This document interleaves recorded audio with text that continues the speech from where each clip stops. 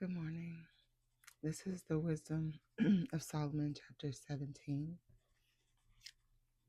For your judgments are great and hard to interpret. Therefore, undisciplined souls went astray.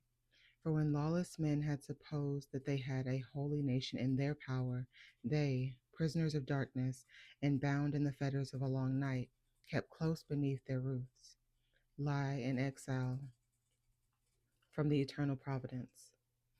For while they thought that they were unseen in their secret sins, they were divided from one another by a dark curtain of forgetfulness, stricken with terrible awe, and very troubled with apparitions. For neither did the dark recesses that held them guard them from fears, but terrifying sounds rang around them, and dismal phantoms appeared with unsmiling faces, and no power of fire prevailed to give light. Neither were the brightest flames of the stars strong enough to illuminate the gloomy night, but only the glimmering of a self kindled fire appeared to them, full of fear. In terror, they considered the things which they saw to be worse than that sight on which they could not gaze. The mockeries of their magic arts were powerless now, in a shameful rebuke of their boasted understanding. For those who promised to drive away terrors and disorders from a sick soul, these were sick with a ludicrous fearfulness.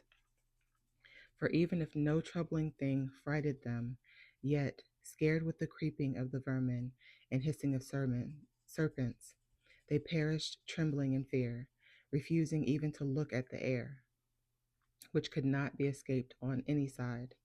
For wickedness, condemned by a witness within, is a coward thing, and being pressed hard by conscience, always has added forecasts of the worst. For fear is nothing else but a surrender of the help which reason offers, and from within the expectation of being less prefers ignorance of the cause that brings the torment. But they, all through the night, which was powerless indeed, and which came upon them out of the recesses of powerless Hades, sleeping the same sleep, now were haunted by monstrous apparitions, and now were paralyzed by their souls surrendering, for sudden and unexpected fear came upon them.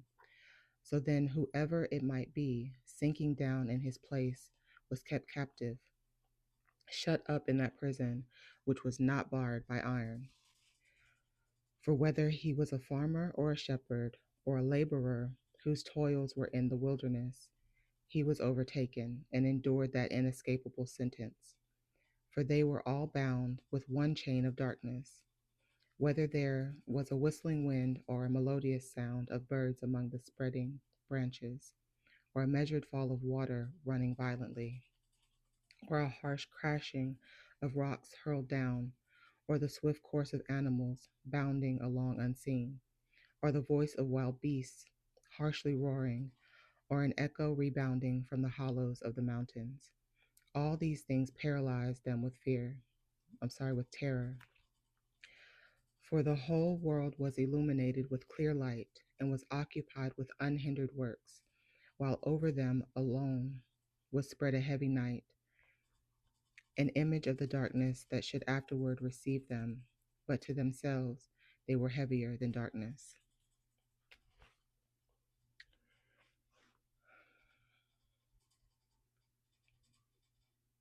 Yeah.